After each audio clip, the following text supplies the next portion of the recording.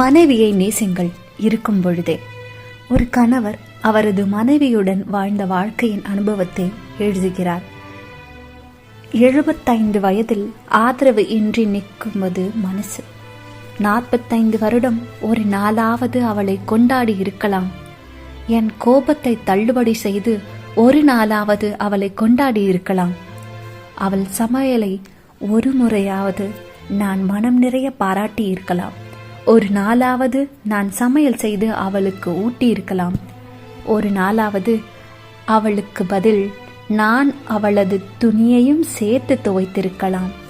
ஒரு நாளாவது டிவியையும் மொபைலையும் அணைத்துவிட்டு அவளை கொஞ்சி இருக்கலாம். ஒரு நாளாவது வேலை தளத்தின் கோபத்தையும் எரிச்சலையும் அங்கேயே விட்டு விட்டு வந்திருக்கலாம். ஒரு நாளாவது என் விடுமுறை நாட்களில் அவளை சினிமாவுக்கு அழைத்துச் சென்றிருக்கலாம். ஊர் ஊராய் சுற்றி அவளை உற்சாகப்படுத்தி இருக்கலாம்.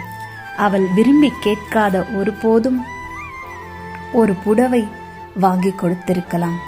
ஒரு மாசமாவது என் முழு சம்பள பணத்தை அவளிடமே கொடுத்திருக்கலாம்.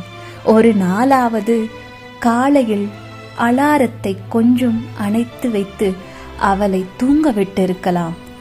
நீ சாப்பிட்டியா என்று அவளை ஒரு நாளாவது கேட்டிருக்கலாம். நீயும் வா என்னுடன் வந்து சாப்பிடு என்று ஒரு நாளாவது சொல்லி இருக்கலாம்.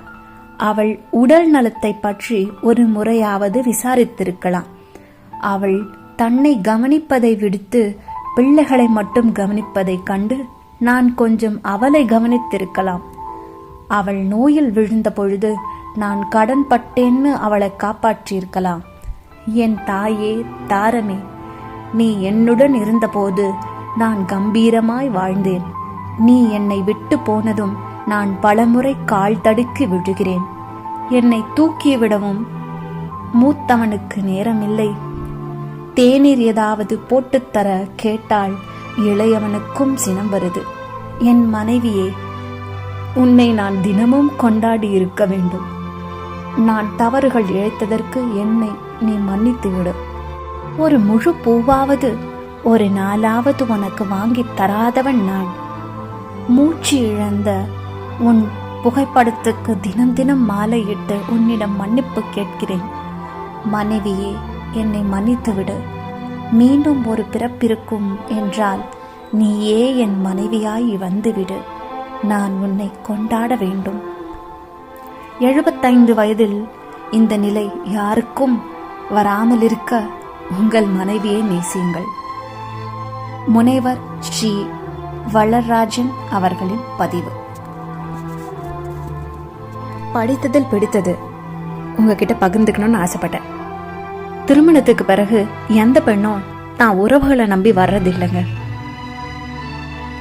உங்களை நம்பி தான் வராங்க.